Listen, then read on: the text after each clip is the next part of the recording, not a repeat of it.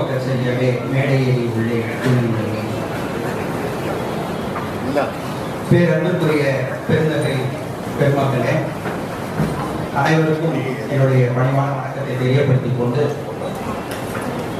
நேர நெருக்கடியிலும் கவனகத்திற்கு என என்பதை சற்றே மாற்றலாம். கவனகத்திற்கான நேரத்தை ஒதுக்கி தந்த தமிழ் வளர்ச்சித்துறை இயக்குனர் அவர்களுக்கும் அவர்களுடைய பெருந்துணை ஆட்சிய துணை ஆட்சியர் அவர்களுக்கும் உள்ளங்கவர் எப்பொழுதும் உள்ளம் கவரக்கூடிய முருகனையா சேயோனையா அவர்களுக்கும் முனைவர் கஸ்தூர்ராஜ் அம்மையார் அவர்களுக்கும் ஏனைய பெருமக்கள் அனைவருக்கும் என்னுடைய நன்றியை தெரியப்படுத்திக் கொண்டு நிகழ்ச்சியை தொடங்குகிறேன். கவனகம் என்பது நம்முடைய இயக்குனர் அவர்கள் குறிப்பிட்டது போல தமிழ்நாட்டினுடைய ஒரு தொழில் பழம் கலைகளுள் ஒன்று. மனித ஆற்றலின் அடையாளமாக திகழக்கூடிய கலை. நினைவாற்றல், படைப்பாற்றல் இவற்றினுடைய கூட்டாக ஒரு உருவாக்கப்பட்ட கலை கவனக கலை. ஒரு மனித ஆற்றலினுடைய எடுத்துக்காட்டு, மூளையினுடைய ஆற்றல் எத்தனை கணிப்பொறிக்கு ஈடானது என்று சொன்னால், அவர்கள் எத்தனையோ நூற்றுக்கணக்கான கணிப்பொறிகளுக்கு, ஆயிரக்கணக்கான கணிப்பொறிகளின் திறன் கொண்டது நம்முடைய மூளை என்றெல்லாம் சொல்வார்கள். அவற்றுக்கு ஒரு எடுத்துக்காட்டு. ஒரு இளைஞர்களுக்கும் பொதுமக்களுக்கும் நம்முடைய ஆற்றல், இந்த மூளை எல்லாருக்கும் ஒரே வகையான மூளை தான். அந்த மூளையை நாம் எப்படியெல்லாம் பயன்படுத்த முடியும் என்பதற்கு நேரடியாக ஆங்கிலத்தில் சொல்ல வேண்டிய live demonstration. unadulterated memory and creativity is known as கவனகம். இந்த கவனகம் மற்ற கலைகளுக்கும் இந்த கலைக்கும் ஒரு பெரிய வேறுபாடு. அதனை இப்பொழுதே சொல்லிவிடுகிறேன். ஒரு இசை நிகழ்ச்சி நடைபெறுகிறது என்றால் பார்க்கின்ற 100 பேருமே நான் இசைக்கலைஞன் ஆக வேண்டும் என்று கருத மாட்டார்கள். பாராட்டுவாங்க, 100 பேரும் பாராட்டுவார்கள். ஆனால் 100 பேருமே இசைக்கலைஞன் ஆக வேண்டும் என்று சொல்வார்கள் என்றால் கிடையாது. ஒரு ஓவிய கண்காட்சிக்கு போகிறார்கள், ஓவியத்தை பாராட்டுவார்கள். ஆனால் 100 பேருமே ஓவியனாக வர வேண்டும் என்றால் கருத மாட்டார்கள். ஆனால் நீங்கள் எழுதி வைத்துக் கொள்ளுங்கள், கவனக நிகழ்ச்சியை பார்த்தால் 100 பேர் பார்த்தால் 100 பேரும் கேட்கக்கூடிய கேள்வி, நாங்க எப்படி சார் இதை வளர்த்துக்கிறோம், நாங்க எப்படி இதை மேம்படுத்திக் கொள்வது என்று கட்டாயமாக அவர்களுக்குள் இந்த வினா இருக்கும். அந்த வகையில் தமிழர்கள் பல நூற்றாண்டுகளுக்கு முன்பு உருவாக்கிய கலை தான் இந்த கவனக கலை. அடுத்து இந்த கலைக்கு இருக்கக்கூடிய ஒரு தனிச்சிறப்பு, பார்வையாளர்களுடைய பங்களிப்பு இந்த கலையிலே உண்டு. இங்கே சில வினாக்கள், நீங்கள் கேட்க வேண்டிய வினாக்கள் இங்கே இருக்கின்றன. இங்கே என்னுடைய நிகழ்ச்சியின் போது என்னோடு பேசிக் கொண்டிருக்கும் போதே ஒருவரோட நான் சதுரங்கம் செஸ் விளையாடி கொண்டிருக்கேன். என்னோடு சதுரங்கம் விளையாடுவதற்கு பார்வையாளர்கள் இருந்து யாராவது ஒருவர் மேடைக்கு வரும்படி கேட்டுக்கொள்கிறேன். ஐயா பழனி அவர்கள் வருகிறார். அடுத்ததாக இந்த 5 வினா கேட்க விரும்புகின்ற பார்வையாளர்கள் யாராவது கொடுத்துருக்கேன். இது என்னது? வழலை. இந்த வழலை எதற்கு பயன்படுத்துவோம் என்று நமக்கு தெரியும். ஐயா பழனி அவர்களோடு சதுரங்கம் விளையாடி கொண்டிருக்கின்ற பொழுது, உங்களோடு திருக்குறள் மற்ற ஏனைய வினாக்கள் பதில் சொல்லிக் கொண்டிருக்கின்ற பொழுது, இந்த வழலையிலே திருவள்ளுவர் சிலை செதுக்கிக் கொண்டிருப்பேன். நிகழ்ச்சியினுடைய இறுதியை பார்த்தீர்கள், இது ஒரு திருவள்ளுவர் சிலையாக மாறியிருப்பதை நீங்கள் பார்க்கலாம்.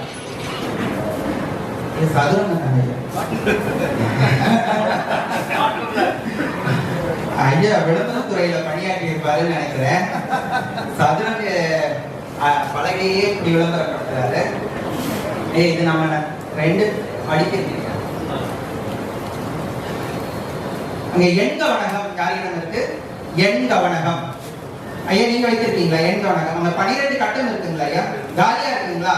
12 கட்டங்கள்லயே உங்களுக்கு விருப்பமான ஓரிலக்க எண் சுழியில இருந்து 9 வரைக்கும் எழுதிக்கோங்க. 1, 4, 8 உங்க விருப்பம் போல வரிசை எழுதணும்னு அவசியம் இல்லை. உங்க விருப்பம் போல எழுதிக்கலாம். ஒவ்வொரு கட்டத்திலயும் ஒரு எண் சுழியில இருந்து 9க்குள்ள வர மாதிரி ஒவ்வொரு கட்டத்திலயும் ஒரு எண் எழுதிக்கோங்க. 12 கட்டம் வந்த எண்ணே திரும்ப வரலாம். 1வது கட்டத்துல 5, 2வது கட்டத்துல 8, 3வது கட்டத்துல 1, 4வது கட்டத்துல 7 உங்க விருப்பம் போல நீங்க எழுதி கொள்ளலாம். அடுத்து வண்ணம் யார் வைத்திருக்கீங்க? 7 நிறங்கள், பச்சை, ஊதா, நீலம், உங்களுக்கு விருப்பமான 7 நிறங்கள் எழுதி கொள்ளலாம். எழுத்து கவனகம் யார் வைத்திருக்கீங்க? ஐயா 16 கட்டங்கள் காலியா இருக்குங்களா? 16 எழுத்துக்கள் வருவது போல ஒரு தொடர், அகத்தின் அழகு முகத்தில் தெரியும், வரிசை எழுதிக்கோங்க. ஆ, 1வது கட்டத்துல ஆ, 2வது கட்டத்துல கா, 3வது கட்டத்துல இப்படி வரிசையே 16 எழுத்துக்கள் வருவது போல ஒரு தொடர். உங்க விருப்பம் போல ஏதோ ஒரு தொடர் எழுதி கொள்ளுங்க. கழித்தல் கவனகம் யாரிடம் இருக்கு? நீங்க வைத்திருக்கீங்க. அங்க பாத்தீங்கன்னா ஒரு 9 கோடுகள் போட்டிருக்கோம். இருக்குங்களா? இது 9 இலக்க எண் கழித்தல். மேல இருக்க எண்ல இருந்து கீழே இருக்க எண்ணை கழித்து விடை எழுதி வைத்துக்கோங்க. நான் கழித்தல் கணக்கு கேட்கும் போது நீங்க வினாவுக்கு சொல்லுங்க, நான் விடை சொல்லுவேன். சரியா இருக்கான்னு பார்க்கலாம். சரிங்களா? பொதுவா கழித்தல் கணக்கு ஒரு 9 இலக்க 100 கோடிக்குள்ள வருவது போல இருக்கும். அதை நீங்க எழுதி மகிழ்ச்சி. அடுத்து வெண்பா. நான் முன்பே சொன்னது போல இது படைப்பாற்றலுக்கான களம் கூட கவனம் வேண்டும். இங்க வெண்பா ஈட்டடி கொடுக்கலாம், அல்லது கருப்பொருள் கொடுக்கலாம், அல்லது வேற ஏதாவது ஒரு நிபந்தனை விதிகளோடு வெண்பா எழுதுவதற்கு நீங்க இந்த நிகழ்ச்சியின் போதே சொல்லியிருக்கீங்க என்றால் அத்தனை பேருக்கும் பேசிக் கொண்டிருக்கும் பொழுது இந்த நிகழ்ச்சியினோட ஒரு பாட்டு செய்யுள் எழுதி தரக்கூடும். இதையா கேட்கிறீங்க? வெண்பா சதுரங்கம் நீங்க நகர்த்துவதும் நான் நகர்த்துவதும் எழுதணும். இதை நீங்க நகர்த்துறீங்கன்னா A5 வெள்ளையில எழுதிக்கோங்க. நான் இதை நகர்த்துறேன்னா என்ன எழுதுவீங்க? உங்களுக்கே பண்ணலாம்.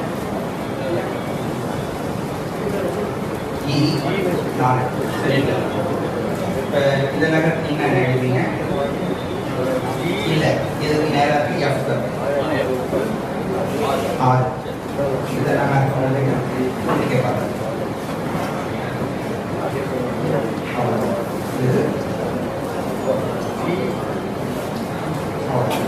இதை நான் உதாரணத்துக்கு வெட்டுறேன். என்ன எழுதுவீங்க?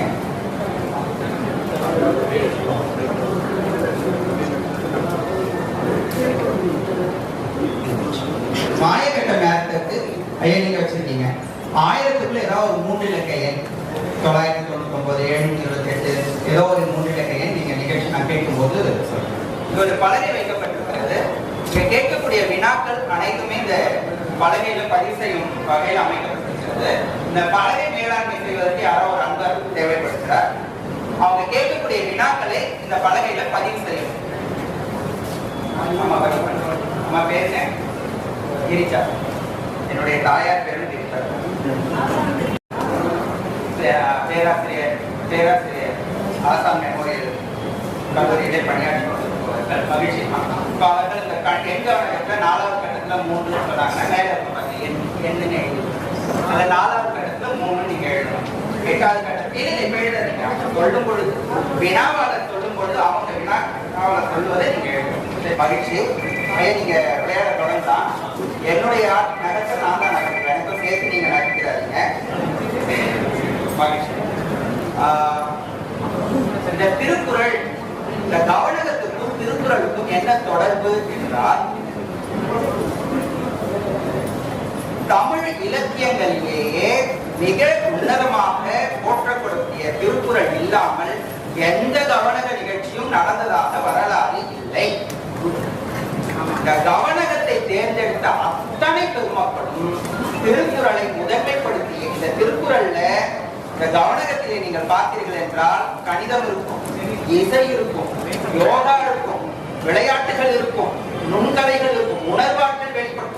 அத்தனை ஆற்றல்கள் இருந்தாலும் அத்தனை பேரும் திருக்குறளை முதன்மைப்படுத்திதான் கவனகத்தையே வடிவமைத்திருக்கிறார்கள், வெளிப்படுத்தியிருக்கிறார்கள். இந்த நிகழ்ச்சியை நான் சற்று வேறுபட்ட வகையில் இந்த திருக்குறளோடு கவனகத்தை நகர்த்தி செல்ல திட்டமிட்டிருக்கிறேன். செல்வோம். பொதுவாக நீங்கள் எண்கள் கேட்டால் நான் தான் திருக்குறளை சொல்லுவது வழக்கம். இந்த நிகழ்ச்சியில கொஞ்சம் ஏன்னா இது பயிலரங்கம் அல்லவா, பார்வையாளர்களுக்கும் பயிற்சி கொடுக்க வேண்டும் அல்லவா. ஆகையால நான் கேட்கிறேன், திருக்குறள் தாமோதரன் ஐயா அவர்களுக்கு வாய்ப்புட்டு பொழுதுல இருந்து நாங்கள் பூர்த்தி இருக்கிறோம். ஏன்னா நான் ஏதாவது சொன்னா உடனே அங்க இருந்து திருக்குறள் மறந்து கூட வராது. அப்படியே சொல்லி முடிக்க இங்க வந்து சேர்ந்து அந்த வேகத்தில் அங்கிருந்து வரும். எனவே ஐயா அவர்களுக்கு வாய்ப்பு விட்டு மற்றவர்களுக்காக கேட்கக்கூடிய வினாவாக இதை எடுத்துக்கொள்ளலாம். 40வது அதிகாரம் கல்வி, அதுல 2வது திருக்குறள் 392. என்ன திருக்குறள்? அம்மா ஆய்வாளர் கோமதி அவர்கள் சொல்லியிருக்கிறார்கள். என்னென்ப என்னை எடுத்தென்ப கண்ணென்ப வாழ்வு. நான் திருவள்ளுவரை இதுல செய்ய போறேன். நான் எங்க உனக்கு முடிச்ச உடனே செய்வேன். அந்த எண்ணென்ப எழுத்தென்பன்னு சொல்லியிருப்பதற்கு ஏற்ப இந்த கவனகத்திலே எண் கவனகமும் எழுத்து கவனகமும் இருக்கிறது. முதல்ல எண் கவனகம். ஐயா உங்க பேருங்க?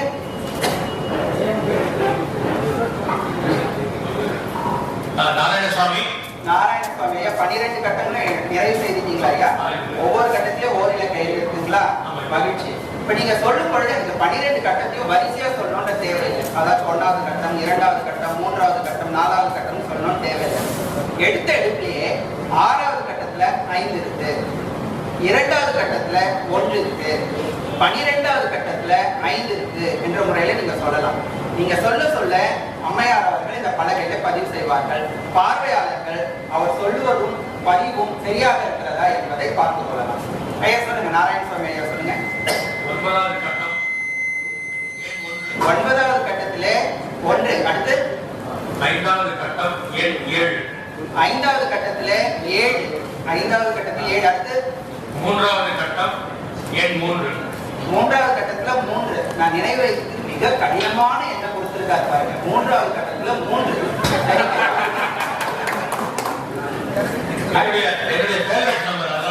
மகிழ்ச்சிங்க. அடுத்து நம்பர் எண் 10 7. 10வது கட்டத்துல 7. சரி, 10வது கட்டத்துல 7. அடுத்து 1வது கட்டம் 5வது கட்டத்திலே 7 சொல்லியிருக்கீங்க. 10வது கட்டத்திலே 7 சொல்லியிருக்கீங்க. அடுத்து 1வது கட்டம் எண் 8. 8. முதலாவது கட்டம் 8. அடுத்து 6. கட்டம் 6 4. 6வது கட்டத்துல 4. 6வது கட்டத்துல 4. அடுத்து 4வது கட்டத்துல இருக்கிறவரை நீங்க எதெல்லாம் சொன்னீங்கன்னு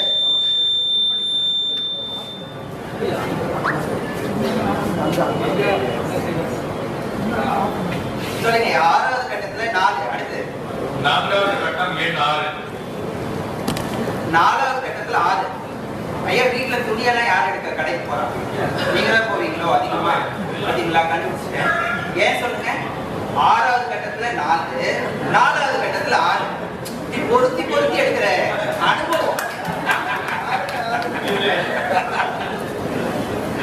அவர் சொல்றாரு, நான் எழுதுலங்க, பக்கத்துல இருக்கவர் தான் எழுதுறாரு. சரியா கவனிச்சிருக்கீங்க. அதையும் பார்த்துருக்கீங்க. அவர் எழுதுறத அவரால படிக்க முடியல என்கிட்ட கொடுத்துட்டாரு.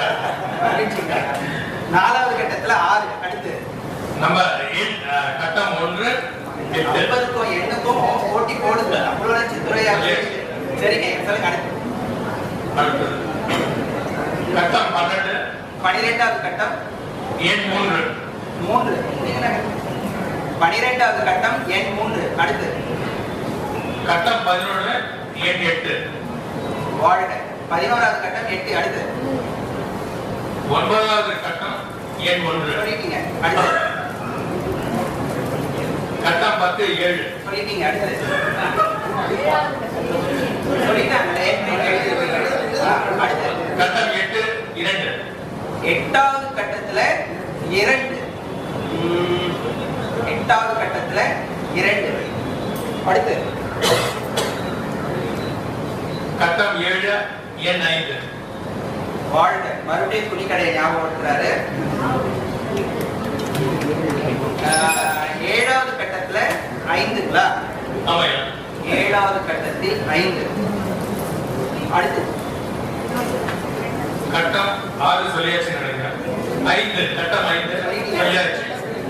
2 கட்டம் 2 எண் 9.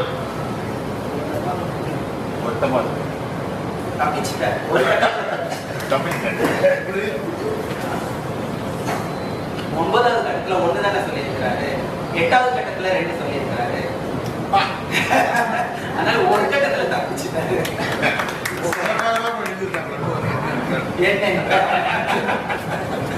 மகிழ்ச்சி.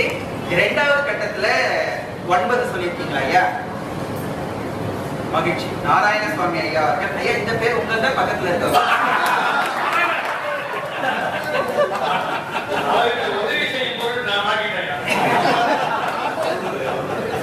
ஐயா நாராயணசுவாமி ஐயா அவர்கள் இப்ப இந்த 12 கட்டங்களை இருக்கக்கூடிய ஓரிலக்க எண்களை நிறைவு செய்து சொல்லியிருக்கிறார்கள். வரிசையா சொல்லியிருக்க மாற்றி மாற்றி சொல்லியிருப்பதை நீங்கள் பார்த்திருக்கிறீர்கள். இப்பொழுது இவற்றை நான் வரிசையாக 1வது கட்டத்திலிருந்து 12வது கட்டம் வரை சொல்லிக் கொண்டு வர சரியா இருக்கான்னு பார்க்கலாம். முதலாவது கட்டத்தில் 8, இரண்டாவது கட்டத்தில் 9, மூன்றாவது கட்டத்தில் 3, நான்காவது கட்டத்தில் 6, ஐந்தாவது கட்டத்தில் 7, ஆறாவது கட்டத்தில் 4, ஏழாவது கட்டத்தில் 5, எட்டாவது கட்டத்தில் 2, ஒன்பதாவது கட்டத்தில் 1, 10வது கட்டத்தில் 7, 11வது கட்டத்தில் 8, 12வது கட்டத்தில் 3. இவ்வளவு நேரம் நான் செதுக்க தொடங்கல, இப்பொழுதுதான் செதுக்க தொடங்குகிறேன். காரணம் என்னன்னா, நிறைய பேருக்கு ஒரு ஐயம் வரும். எப்படிப்பட்ட ஐயம்னா, இலங்கையில் என்னுடைய கவனக நிகழ்ச்சியை நான் செய்து கொண்டிருக்கின்ற பொழுது ஒரு தலைமை ஆசிரியர் பக்கத்திலேயே நின்று கொண்டிருந்தார். நான் கூட ஏதோ உன்னிப்பா கவனித்து பாராட்டு, அடுத்த வாழ்த்துறையெல்லாம் நடக்கும், நமக்கு பாராட்டினா மகிழ்ச்சியா இருக்குமே, அதற்காக தான் பக்கத்திலேயே வந்து கவனிச்சுட்டு இருக்கிறாரோன்னு அப்புறம் பார்த்து வாழ்த்து சொல்லணும். இந்த தம்பி இந்த சோப்ல ஏதாவது எழுதிக்கிறாரான்னு பார்க்கறதுக்காகவே நான் பக்கத்துல சிசிடிவியா அதுக்காக அதனால இப்போதுல இருந்து தான் செதுக்க தொடங்குகிறேன். அடுத்த கவனகம் எழுத்து கவனகம். ஐயா 16 எழுத்து. ஐயா பேர் ஐயா செந்தில் குமார். நம்முடைய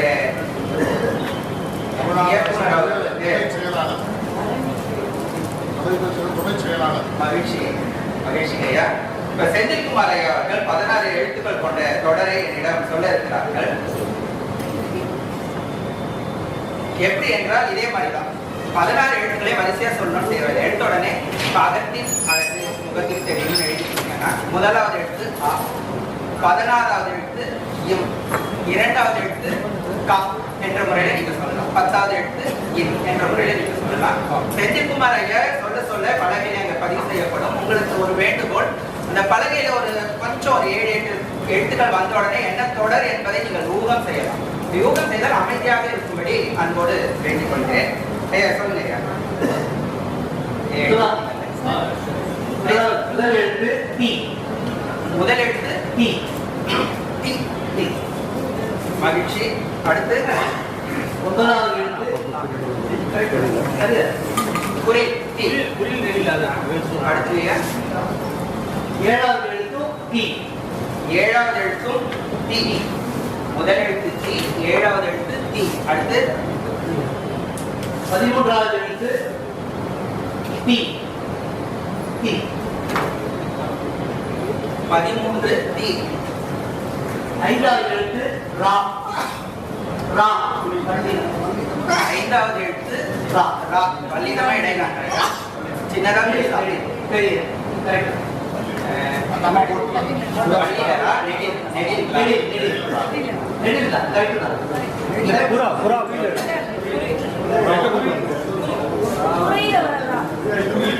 புறால வரதா? இல்ல நீங்க எழுதிக்கிறதா அந்த குறியில் தான் எழுதிக்கிறீங்க. வல்லின குறியில். சரி, இதாவது 5வது கட்டங்களா? 5வது கட்டம் வல்லினரா. அடுத்து 11வது எழுத்து நீ. 3 சொல்லி நீ. 11வது கட்டங்களா ஐயா? நீ குறினா நெடிலா. 11வது கட்டத்துல நீ. 3 சொல்லி நீ. 3 சுழி நீ குறி. 11. அடுத்து 3வது எழுத்து ஈக்கு. 3வது எழுத்து இக்கு. அடுத்து 15வது எழுத்து டா. டா. 15 டா.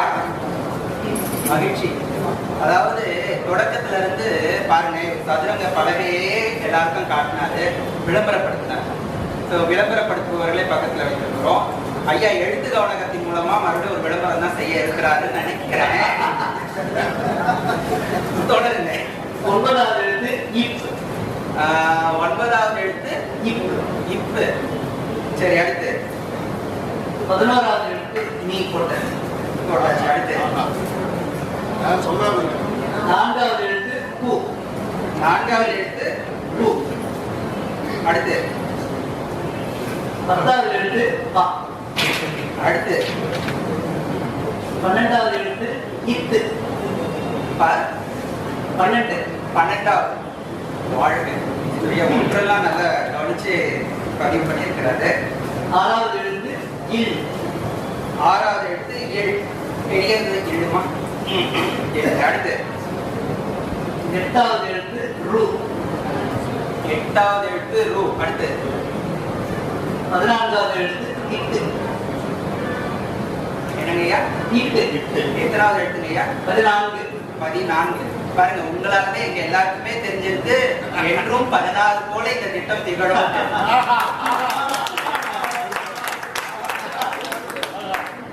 அடுத்து 2வது எழுத்து ரு. இனிமேலும் நான் சொல்லணுமா? 16.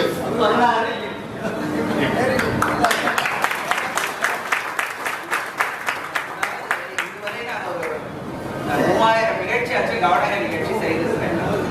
இதுல வினா கேட்டு கைத்தட்டு வாங்கினவர் இந்த செயலாளர் மட்டும்தான்.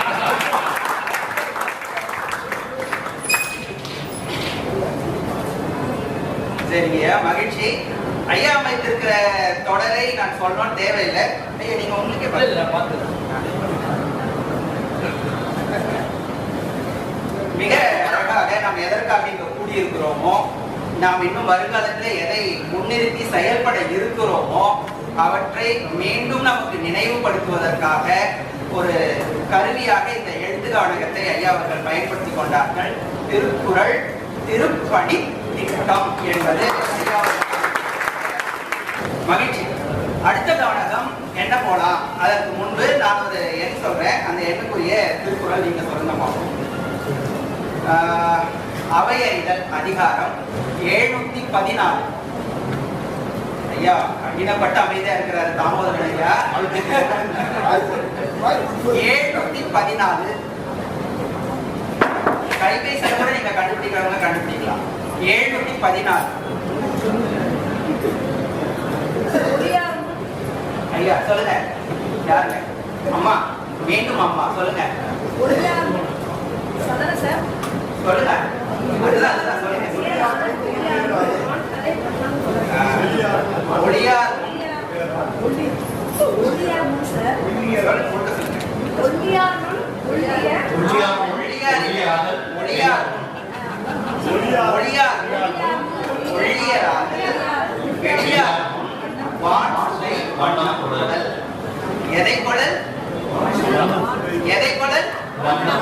வண்ணம். அடுத்த கவனகம் வண்ணம். அது யார் வைத்திருக்கிறீங்க? ஐயா வைத்திருக்கீங்க. சரி, இந்த திருக்குறள் வாழ்வியல் பலம் சேர்க்கும் வள்ளுவம் என்ற ஒரு தலைப்புல தான் இந்த கவனக செயல் விளக்கம் எழுதி ஐயா அவர்கள் சொன்னார்கள். 2000 ஆண்டுகளுக்கு முன்பு நன்றி நவிதல் பற்றி எப்படி பதிவு செய்திருக்கிறார் என்பதை அவை நடராஜன் ஐயா அவர்கள் பதிவு செய்திருப்பதை நமக்கு சொன்னார்கள். எத்தனை உளவியல் நுணுக்கம் இருந்தால் நீ எவ்வளவு பெரிய அறிவாளியா இருந்தாலும் முட்டாள் முன்னாடி நீ முட்டாள் தான். நம்ம அறிவாளியா இருக்கலாம். நம்ம அறிவாளின்றது யார் சொல்லணும்? ஐயா சேயோன் அவர்கள் சொல்லுகின்ற பொழுது சொன்னார்கள், கவனித்திருப்பீர்கள். தந்த பாரதியாருடைய மொழிபெயர்ப்பு எனக்கு பிடிக்கும் காரணம் என்ன? ஒரு கவிஞனால் தான் இன்னொரு கவிஞனை கண்டறிய முடியும் என்று. அப்ப நம்ம அறிவாளி என்றால் யார் அதை அங்கீகாரம் கொடுப்பது என்றால் இன்னொரு அறிவாளியால் மட்டும்தான் கொடுக்க முடியும். அந்த வகையில் அந்த வாழ்வியல் விளக்கத்தை அந்த குறளை அமைத்திருக்கிறார். வண்ணம் ஐயா பேருங்க மதியழகன். மதியழகன் அவர்கள் இப்ப 7 நிறங்களை எழுதி வைத்திருக்கிறார்.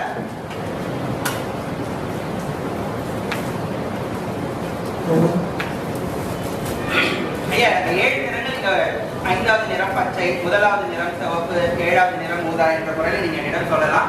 சொல்லுங்க. 5வது நிறம் மஞ்சள். 5வது நிறம் மஞ்சள்.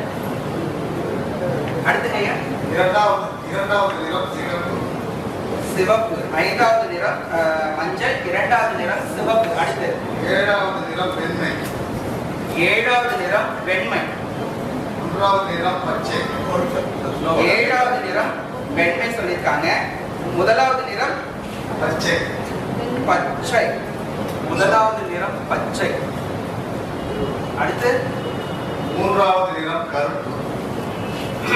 3வது நிறம் கருப்பு. அடுத்து 6வது நிறம் ஊதா.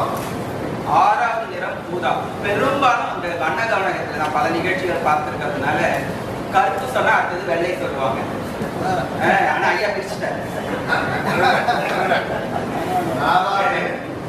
6வது நிறம் ஊதா சொல்லியிருக்காங்க. எழுதிட்டீங்களா? 6வது நிறம் ஊதா. அதனாலதான் மதியம் நாலாவது நிறம் நீலம். எத்தனாவதுங்க? 4.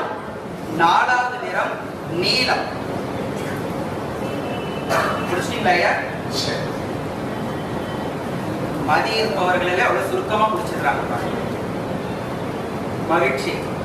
4வது நிறம் நீலம்.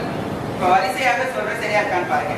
முதலாவது பச்சை, 2வது சிவப்பு, 3வது கருப்பு, 4வது நீலம், 5வது மஞ்சள், 6வது நீலம், 6வது ஊதா, 7வது வெண்மை.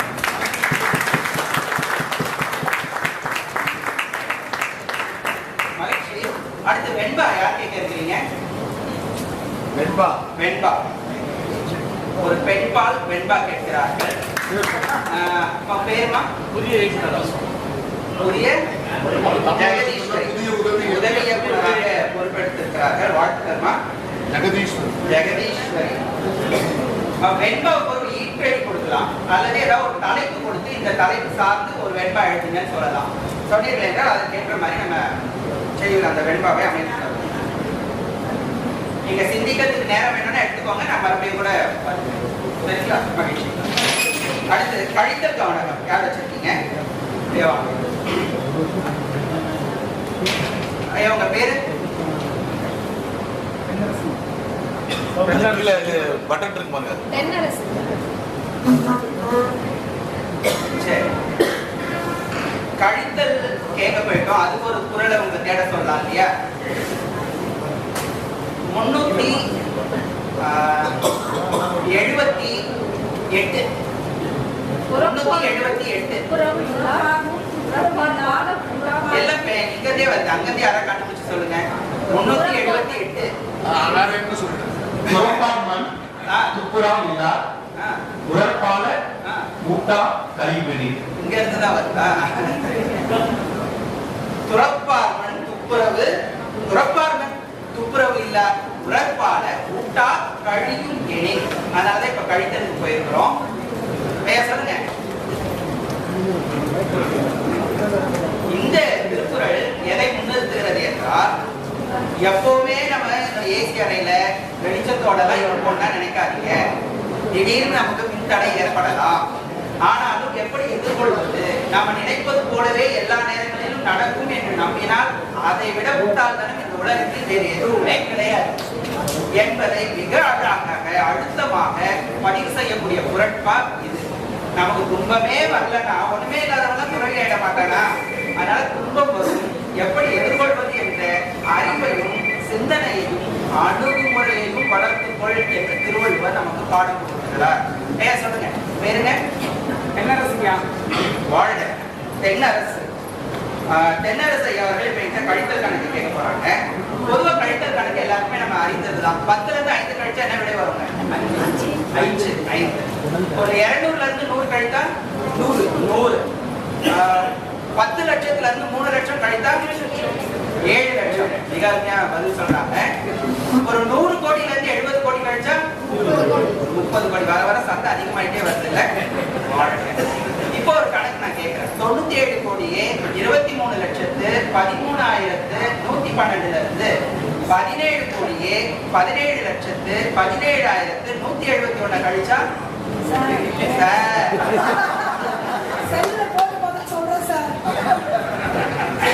இந்த ஒரு மகிழ்ச்சி தான் இதற்கு விடையாக கிடைக்கும். எனக்கு தென்னரசு அவர்கள் இப்படிப்பட்ட ஒரு வினாவதை நம்மகிட்ட கேட்க இருக்கிறாங்க. நீங்க கேட்கும் பொழுது இத்தனை கோடியே இத்தனை லட்சத்தி இத்தனை ஆயிரத்தி இத்தனை எண்ணில இருந்து இந்த எண்ணெய் கழித்தா என்ன விடை வரும் கேட்டீங்கன்னா அதுக்கான விடை நான் சொல்றேன். விடை நீங்க எழுதி வச்சிருப்பீங்கன்னு நினைக்கிறேன் இல்லைங்களா? எழுதுறீங்களா?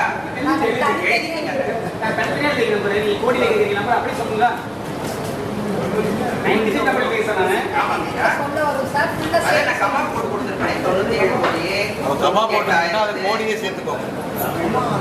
அது அப்படியே கோடியை மாத்திடுங்க. சொல்லுங்க.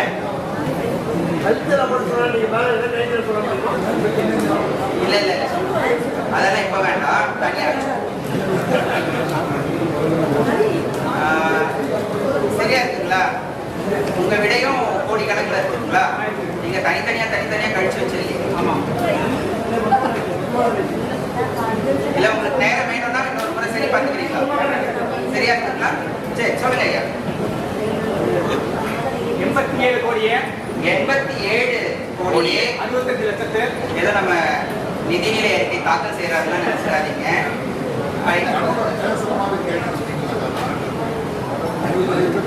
நிறைய மாதிரி பேசுற மாதிரி இருக்குங்களா? சரிங்களா? தென்னரசு சொல்லுங்க. அவங்க வேற ஒண்ணும் இல்லைங்க, வெண்பாவுக்கு கலந்து பேசுறாங்க, எப்படி கேட்கலாம்? சொல்லுங்க ஐயா. 87 கோடியே 65 லட்சத்து 68 65 65 87 கோடியே 65 லட்சத்து 43,215 215 215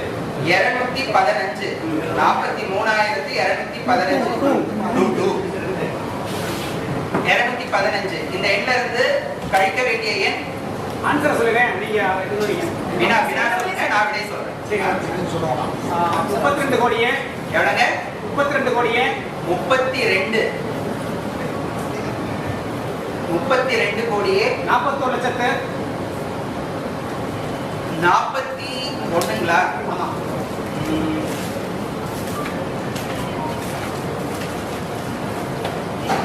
41 லட்சத்து 30,103 30,103 சரி. பொதுவா கழித்தல் கணக்கு 1 10 100 என்று நம்ம வலது பக்கத்துல இருந்து ஏற்றிப்போம் இல்லைங்களா? 30,103 தானே சொல்லியிருக்கீங்க. பலகையில சரியா எழுதியிருக்காங்களா? பலகையில சரியா எழுதியிருக்காங்க. ஆனா நான் இந்த கழித்தல் கணக்கு உங்களுக்கு கோடி கணக்குல இருந்தே சொல்லிட்டு வரேன். விடைய சரியா இருக்கான்னு பார்த்துப்பாங்க. அதாவது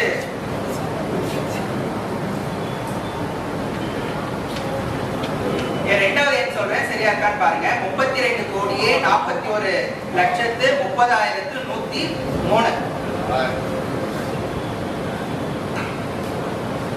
5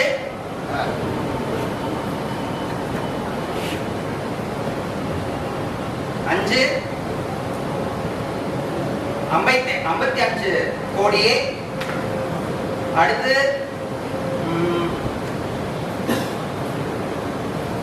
2 4 24 லட்சத்து அதன் பிறகு 1 3 13,000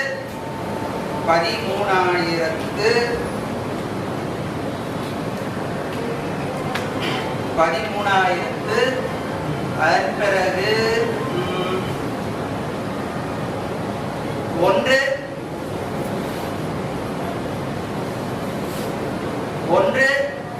எத்தனை 1 சொல்லியிருக்கங்க? ஏங்க விடையே சொன்னீங்க?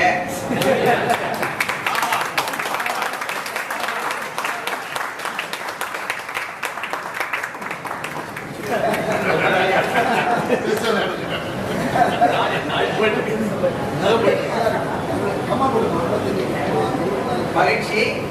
ஒட்டுமொத்தமாக விடை சொல்ல வேண்டும் என்றால் 55 கோடியே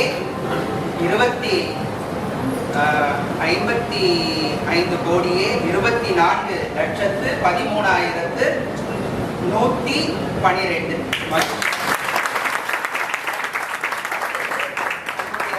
தேதி மாதம் ஆண்டு சொன்னீங்கன்னா என்ன கிழமைன்றதை நான் கண்டுபிடிச்சிடுறேன். சரிங்களா? உங்களுடைய பிற கிழமை தெரிந்தவர்கள் பங்கேற்கலாம். தேதி மாதம் ஆண்டு சொன்னீங்கன்னா என்ன கிழமைன்றதை நம்ம கண்டுபிடிச்சோம். மிக மகிழ்ச்சி, அம்மாவை பங்கேற்கிறார்கள். சொல்லுங்கம்மா. முதல்ல தேதி மாதம் தேதி 29 மாதம் பிப்ரவரி மாதம் 29ங்களா? 4 வருஷத்துக்கு ஒரு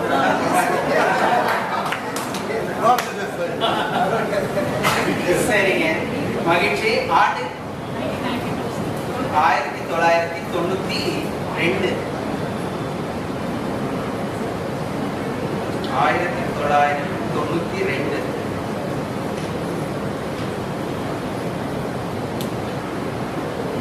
சரிம்மா, குறிச்சு வச்சுக்கோங்க.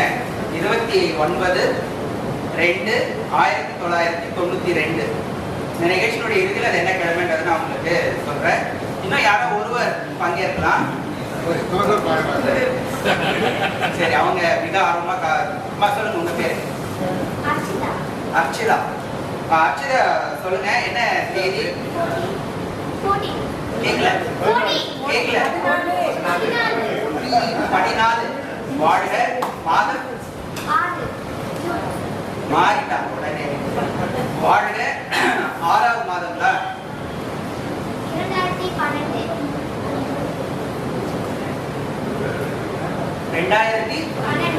ஐயா திரும்பி பார்க்கிறார். 2012 அரசு அலுவலரா? ஐயா நகர்த்திட்டீங்களா? D5 நகர்த்திருக்கீங்க. மகிழ்ச்சியா நகர்த்திருக்கீங்க.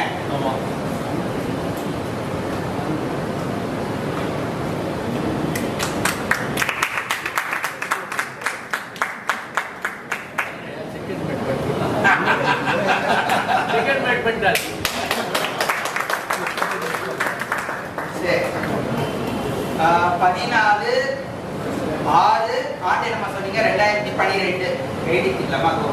சரி, இந்த ரெண்டுத்துக்கான கிழமையும் நான் நிகழ்ச்சியுடைய இறுதியில கூறுகிறேன். வெண்பா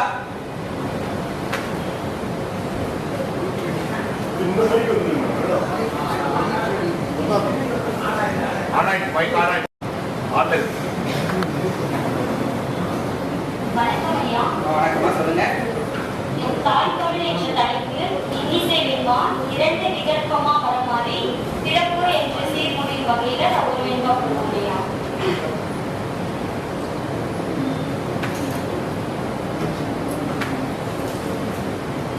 தாய் தமிழ் இன்னிசை வெண்பாதான் வேணுங்களா?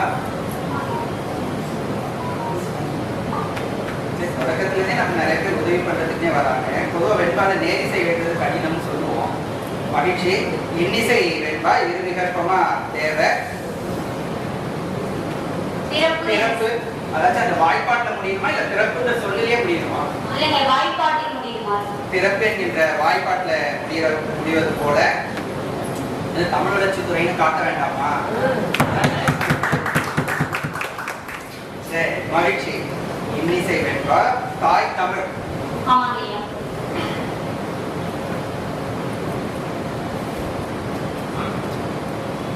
எழுதிக்கோங்க.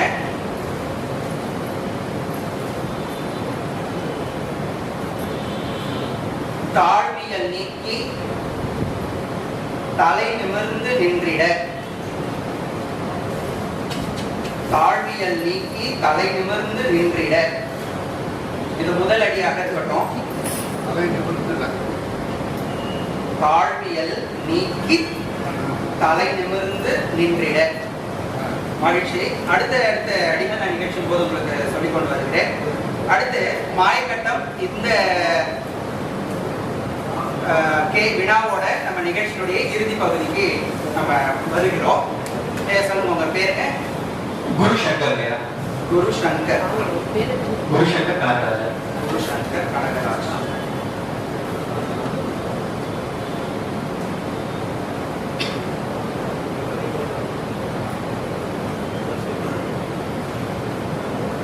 மாயக்கட்டம் என்பது அங்க ஒரு 14 கட்டங்கள் கீழே ஓரமா போட்டிருப்போம். இப்ப 1000க்குள்ள ஒரு எண் சொல்வார். ஏன் சொன்னார்னா, அந்த எண் எப்படி கூட்டி பார்த்தாலும் அந்த 16 கட்டங்களை நான் எங்களுக்கு சொல்லிக்கொண்டே வருவேன். எப்படி கூட்டி பார்த்தாலும் உங்களுக்கு ஐயா சொல்ற எண் வருவது போல அமைக்கிறது தான் மாயக்கட்டம். சரிங்க.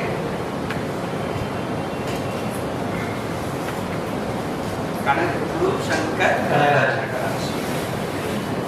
சொல்லுங்க, 3 இலக்க எண் சொல்லுங்க. 886. அப்படி சொல்லுங்க.